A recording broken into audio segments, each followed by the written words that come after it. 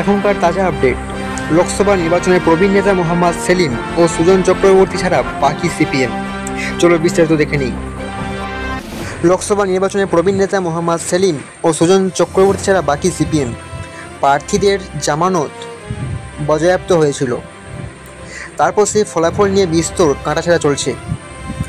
শনিবার রাজ্যের 4টি বিধানসভা আসনে উপনির্বাচনের ফলাফল ঘোষণা হয়েছে।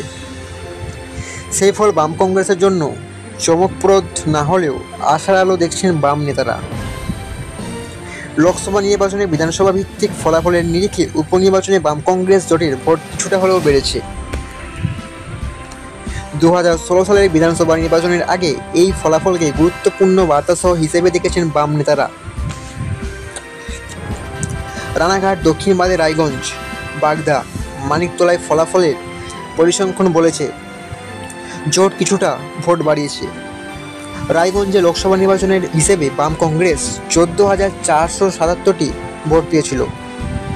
শতাংশের ভিত্তিতে তা 9.1।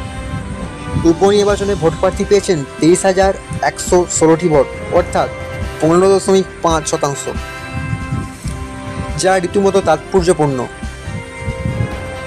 লোকসভা নির্বাচনে বাগদায় বাম কংগ্রেসের জোট পেয়েছিল 4,839টি ভোট, অর্থাৎ 2.2%। বিধানসভা উপনির্বাচনে পেয়েছিলেন 9,486টি ভোট, শতাংশের নিরিখে 6.4।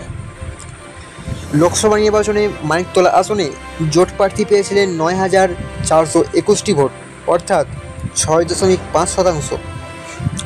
উপনির্বাচনে এই আসনে 9,502টি ভোট, অর্থাৎ 8.2% পেয়েছেন ভোট প্রার্থী।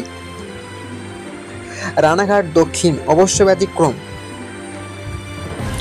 লোকসভা নির্বাচনে এই আসনে বাম কংগ্রেস জোট পেয়েছিল 21,219টি ভোট, শতাংশের নিরিখে 8.9।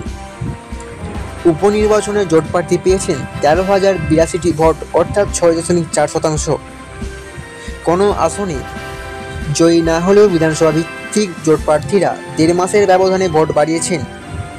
বামেদের বক্তব্য, এই রাজ্যে ভোটের নামে প্রহসন হয়েছে, শাসক দলের মদদে ভোট লুট হয়েছে।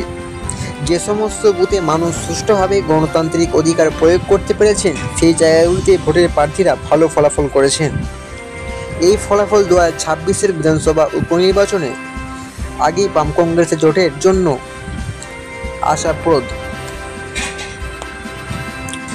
সিপিএমের রাজ্য সম্পাদক মোহাম্মদ সেলিম বলেন, যারা ভেবেছিলেন লোকসভা ভোটেই সব শেষ হয়ে গিয়েছে, সেখানে উপনির্বাচনের এই ফল 2026-এর আগে বার্তাবহ। সিপিএমের কেন্দ্রীয় কমিটির সদস্য সুজন চক্রবর্তী বক্তব্য, এই রাজ্যে ভোটের সময় মানুষ সুষ্ঠুভাবে ভোট দিতে পারেন না, এখন ভোট দেওয়া হয় না, যার ট্রেন্ড থেকে স্পষ্ট যে ভোট করানো হয়।